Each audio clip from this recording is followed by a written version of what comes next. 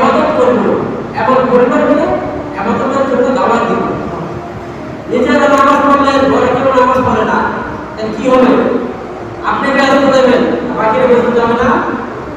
তাদেরকে বুঝাইতে হবে তবে আমি নামাজ পড়তেছি, কত করবো নামাজ, কত নামাজ পড়তে হবে, ঠিক কিনা ভাই? এই জন্য নিজেরা ইবাদত করবো এবং পরিবারকে বুঝাবো। বলে থাকবে ইনশাআল্লাহ। আজকের পবিত্র ঈদে মিলাদুন নবী সাল্লাল্লাহু আলাইহি ওয়াসাল্লাম পবিত্র দিন। এই পবিত্র দিনে আমাদের একটা জলসা করে মানুষকে বোঝানো উচিত যে এই দিনটা কি, রাসূল সাল্লাল্লাহু আলাইহি ওয়াসাল্লামের জন্মদিন। কিন্তু রাসূল সাল্লাল্লাহু আলাইহি ওয়াসাল্লাম উম্মতকে কি শিখিয়ে গেছে? নামাজ। কি শিখিয়ে গেছে? নামাজ। মৃত্যুর আগেও বলছে সোলা সোলা সোলা, আমার করে নামাজ নামাজ নামাজকে ঠিক রাখা। তবে উম্মতের ভিতরে যে নামাজ না থাকে তারপরে এই ধর্মের মুসলিম আর তাদের ঈদ শব্দের অর্থ কি? আপনাদের বলি ঈদ শব্দের অর্থ কি? খুশি। যারা বলে ঈদ শব্দের অর্থ কি? খুশি। একসাথে বলে ঈদ শব্দের অর্থ কি? খুশি। আর মিলাদ অর্থ কি? জন্ম। মিলাদ অর্থ কি? জন্ম। আর নবী অর্থ নবী। তা কি হলো প্রথম মিনিটটা? নবীর জন্মে আমরা কি খুশি?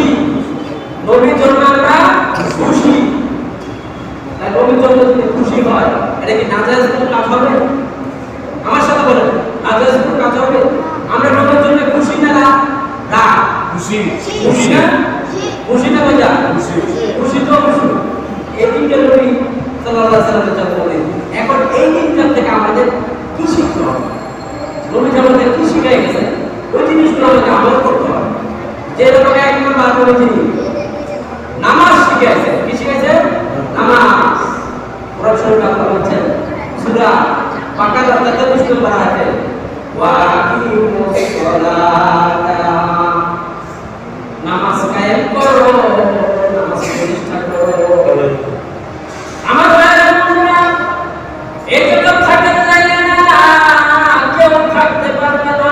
এই জগতে কেউ থাকতে পারবে? এই জগৎ থাকার জায়গা না। আমাকে একদিন মৃত্যুবরণ করতে হবে। করতে হবে কিনা? আমি যে আয়াতের কারিমা তেলাওয়াত করেছি ওলা তামাউতুন ইল্লা ওয়া আনতুম মুসলিমুন, আল্লাহ পাক বলেছেন এই ইমানদাররা তোমরা মুসলমান হয়ে কবরে আসো। কি বলছে? মুসলমান হয়ে কবরে আসিও। এখন বলতে পারেন আমরা কি মুসলমান না? হ্যাঁ আমরা মুসলমান, কিন্তু নামে কামে মুসলমান